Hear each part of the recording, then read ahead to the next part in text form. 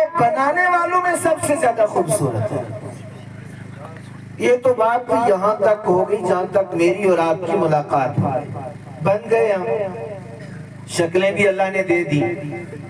اللہ کا شکر ہے کہ اللہ نے عقل بھی دے دی، قوت گویائی زبان بھی دے دی، بہترین دماغ بھی دے دیا۔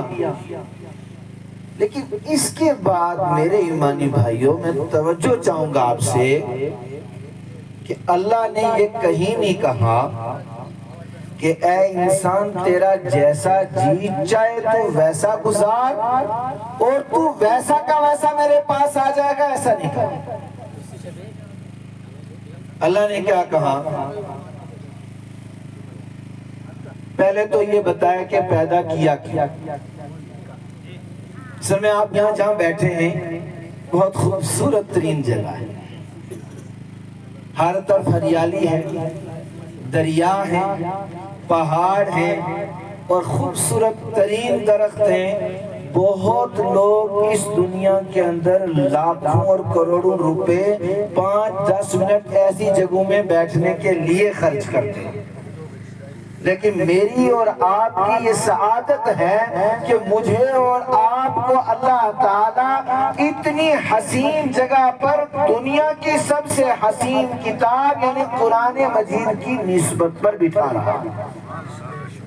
دنیا والے آ کر جو وقت گزارتے اور بتاتے ہیں اس وقت کی کوئی گارنٹی نہیں، لیکن میرے اور آپ کے اس ایک ایک لمحے کی گارنٹی ہے۔ اگر دلوں میں اخلاص ہو اور اگر ہمارے دلوں کے اندر چاہت ہو اور صدق کے نیت کے ساتھ ہم بیٹھ جائیں اپنی نیتوں کو درست کر کے، تو آپ یقین مانیں کہ یہ چند ساتھ کا میرا اور آپ کا بیٹھنا نجات اور مغفرت کا ذریعہ بن سکتا ہے۔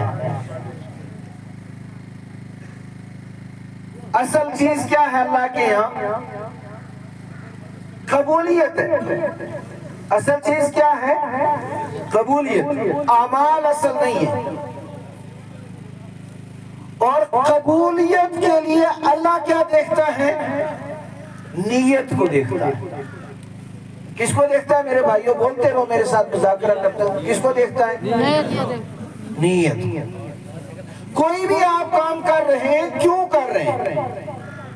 ایک آدمی اپنے بچوں کے لیے زمینداری کرتا ہے، وہ دنیا داری کرتا ہے کہ دینداری کرتا ہے؟ کیا کرتا ہے وہ؟ اگر آپ کہتے ہیں کہ دنیا داری کرتا ہے تو میں کہتا ہوں کہ نہیں، نیت پہ دار و مدار ہے۔ اگر زمیندار کی نیت یہ ہے کہ میں زمینداری اس لیے کر رہا ہوں کہ رزق حلال کما کر اپنی بیوی اپنے بچوں کو کھلا کر ان کو بڑا کر کے ان کو دین اسلام سکھاؤں گا، اللہ کی اطاعت اور اللہ کے رسول صلی اللہ علیہ وسلم کی فرما برداری سکھاؤں گا، تو میرے بھائیوں آپ بات سمجھو کہ وہ دین کا کام کر رہا ہے، وہ دینداری کر رہا ہے، دنیا داری نہیں کر رہا ہے۔ مزدور روڈ پر مزدوری کرتے ہوئے دینداری کر رہا ہے، اور تو اور ہے، پتہ نہیں آپ ہضم کریں گے یا نہیں۔ میں صحیح کہتا ہوں کہ ایک آدمی استنجا کے لیے اگر جاتا ہے، پیشاب کرنے کے لیے جاتا ہے، لیٹرین کرنے کے لیے جاتا ہے، اور اس کی نیت یہ ہوتی ہے کہ بھئی میرے اللہ کی طرف سے مجھ پر ایک تقاضا آ گیا، میں شریعت کے مطابق قضائے حاجت سے فارغ ہو کر آ کر اللہ کی یاد کروں گا پاک ہو کر، تو اس کا پیشاب اور پاخانہ کرنا عبادت بن جاتا ہے۔ اور ایک آدمی ہے قرآن مجید پڑھتا ہے، تقریریں کرتا ہے، روزے رکھتا ہے، بڑی بڑی زکاتیں دیتا ہے، یہ دین کا کام کر رہا ہے کہ دنیا کا کام کر رہا ہے؟ بظاہر یہ دین کا کام کر رہا ہے۔ علماء یہاں پر بیٹھے ہوئے اسٹیج پر یہ وضاحت کریں گے کہ بہت سارے روزے دار ایسے ہوتے ہیں کہ جن کو پورا دن بھوکا رہنے کے بغیر شام کو کچھ نہیں ملتا. بہت سارے تہجد پڑھنے والے ایسے ہیں کہ پوری رات کھڑے رہ کر اپنی ٹانگیں تھکانے کے سوا ان کو کچھ نہیں ملتا.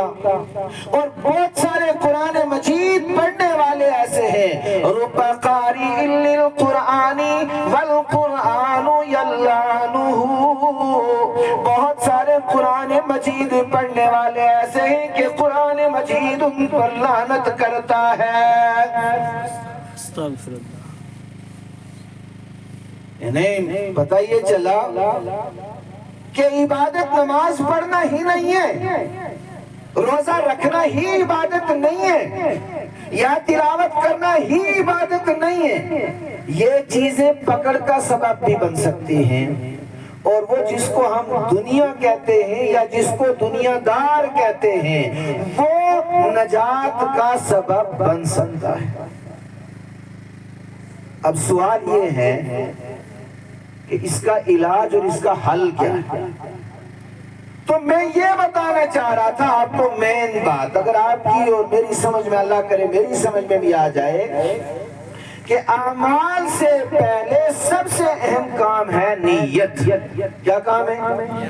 نیت. ہمیشہ اپنی نیتوں کو ہم درست رکھیں. آج میں اور آپ کیوں آئے؟ ہم اس لیے آئے ہیں، ہم سب نیت کریں کہ ہم اللہ کے دین کی باتیں سن کر انشاءاللہ اپنے اللہ کو راضی کریں. کیا کریں گے؟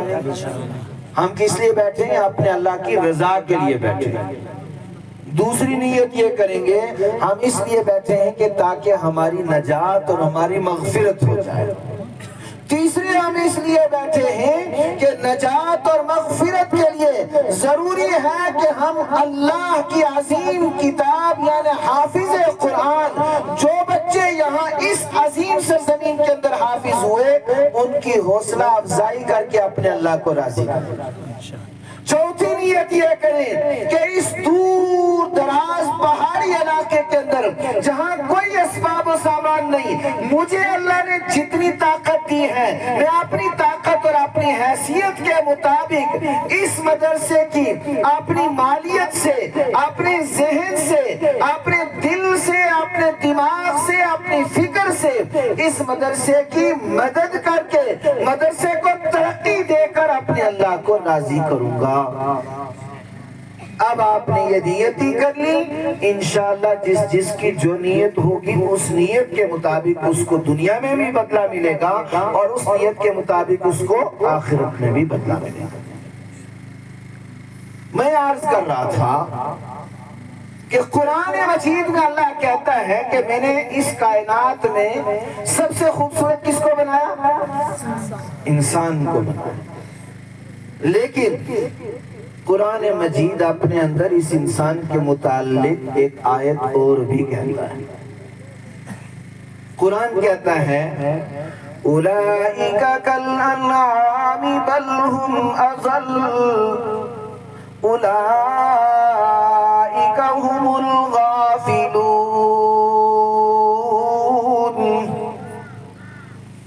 قرآن کہتا ہے فویل للمصلین الذین هم عن صلاتهم ساہون الذین هم یراؤون ویمنعون الماعون. ان دو آیتوں کا ترجمہ کیا ہے؟ کچھ انسانوں کے متعلق قرآن کہتا ہے اولئک کالانعام، کہ یہ انسان جانوروں جیسے. یہ انسان حاضر نہیں ہے. آپ لوگوں کا بات سمجھ میں نہیں آ رہی؟ کیا آواز خراب ہے؟ کیا بات سمجھ میں آ رہی ہے؟ جی جی.